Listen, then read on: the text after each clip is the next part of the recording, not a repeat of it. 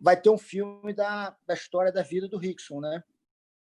Ah, eu vi dizer, feito pelo grande cineasta, o José Padilha. José Padilha, pô.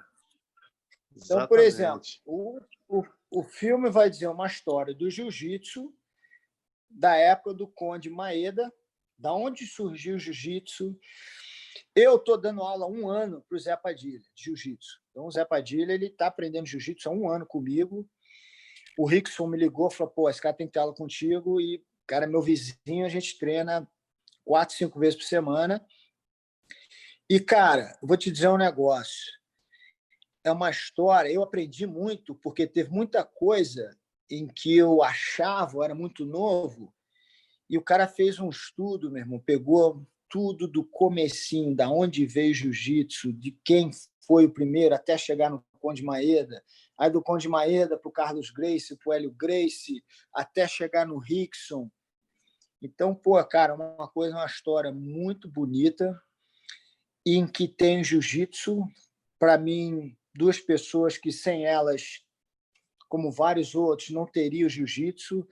O Conde Maeda, por exemplo, ele tem mais de 1.500 lutas de vale tudo. Nunca perdeu. O Rickson tem 400 lutas aí, jiu-jitsu, vale tudo, também nunca perdeu. Então, o que acontece? São 2 pessoas marcantes e que têm histórias muito semelhantes em épocas diferentes da vida. Muito tombo na vida, muita coisa. E o Zé Padilha, cara, é um cara assim que tem uma visão que é impressionante.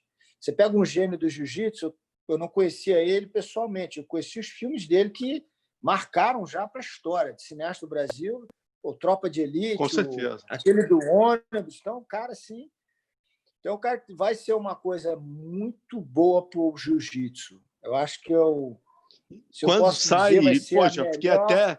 fiquei agoniado aqui para ver esse filme. Vai sair na Netflix? Quando é que sai esse filme? Não, esse filme, ele é um filme feito pela Netflix, mas é um filme que vai para o cinema, normal. Só que ele é patrocinado pela Netflix. É um filme de quase 100 milhões de dólares. Então, é um filme de um budget que eu acho que nunca no Brasil fizeram um filme, e é um filme que foi falado em português, japonês e inglês. O filme vai ser falado com a língua local do lugar que ele está filmando. Então, cara, é uma história que eu reaprendi a origem do jiu-jitsu e não podia ter personagens tão especiais que, na própria vida, traduzissem a essência do jiu-jitsu. Então, para quem faz jiu-jitsu, se prepare, quando esse filme sair, vai ser Tem uma... ideia? O Padilha te falou mais ou menos quando sai? Eu sei que certas coisas não dá para falar, mas imagino que isso não seja nenhum problema, né? Não. Por exemplo, a gente estava marcado de começar a filmar em outubro desse ano. Então, outubro desse ano seria no Natal do ano que vem. Só que a gente não sabe agora quando tudo vai voltar, vamos dizer assim, ao normal. Entendeu? Por exemplo, você sabe quem vai ser o cara que vai fazer o Rickson? Isso que eu ia te perguntar agora. Era a minha próxima pergunta. Quem será? É o Cauã Raymond. Pô, ele é fã do Rickson, cara. Ninguém melhor que ele. E pro filme bombar no Brasil, né, cara? Que ele é conhecidíssimo, cara, aí, porra, aqui no Brasil. Tem que ser um cara brasileiro, cara. E, pô, ele é faixa preta. Ele veio aqui, ele passou uns dias aqui com a gente. Então, pô, ele está aprendendo... Pô, ele já é um faixa preta do Gigi, né? Do Alexandre Paiva. E ele está aprendendo... Competiu, assim, inclusive, na faixa roxa. Entendeu? É um cara muito bacana. Eu conheci ele aqui, um cara muito bacana. Acho que não poderia ter tido assim um cara melhor que ele para encarnar. Mas vai ser falado em português, né, Jean? O filme vai ser feito em português, né? E aí com legendas para o inglês, né? Não, vai ser um filme que vai ter as 3 línguas. O filme começa no Japão, vai para o Brasil e vem para os Estados Unidos. Então, no Japão, vai falar japonês. Quando for para o Brasil, as partes do Brasil, português. E nos Estados Unidos, inglês. E vão ter as legendas traduzindo de acordo com... Mas vão ter 3 línguas no filme. Cara, é uma história maneira pra caramba.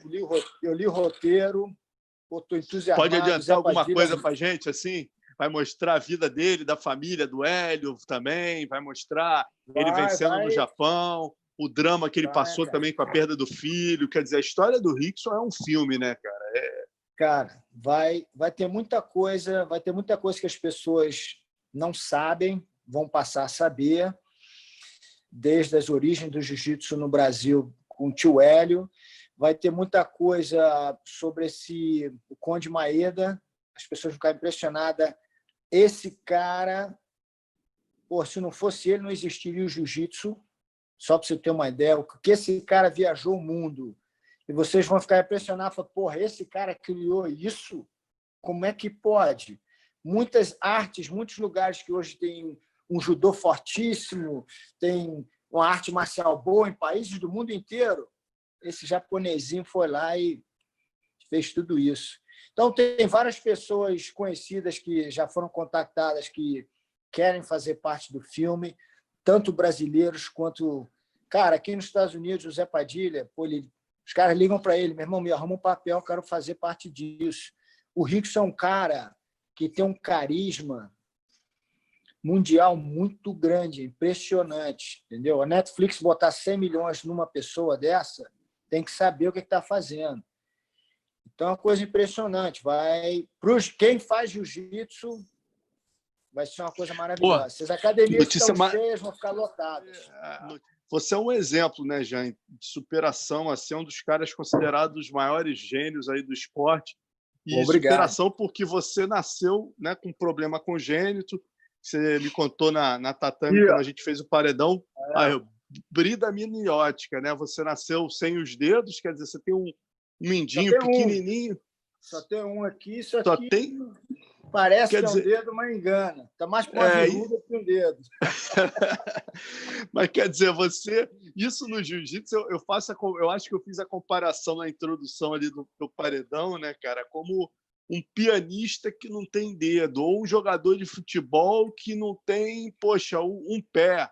E você se transformando nos grandes gênios do jiu-jitsu sem ter os dedos na mão. Como é que você fazia a pegada? Como é que você adaptou esse jogo? Quem te ajudou na recriação desse teu jiu-jitsu, Jean?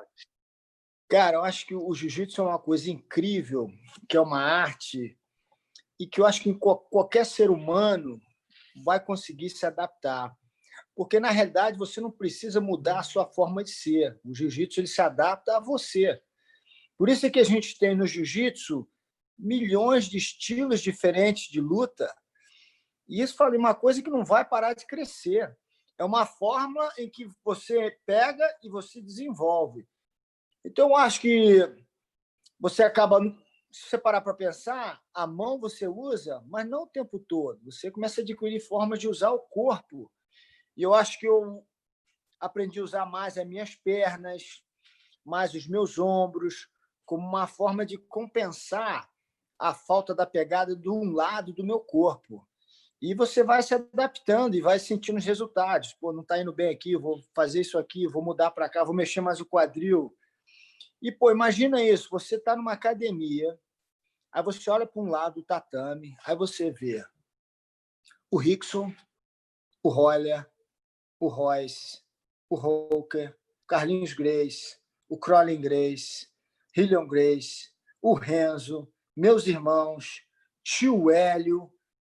Não tem como você não achar uma resposta para aquela situação sua. A gente tinha no tatame, cara, uma enciclopédia de conhecimento em que ajudou a adaptação. Foi uma coisa, uma transição fácil. E, por mim, cara, eu nunca senti uma falta, um desfalque de alguma coisa. Impressionante.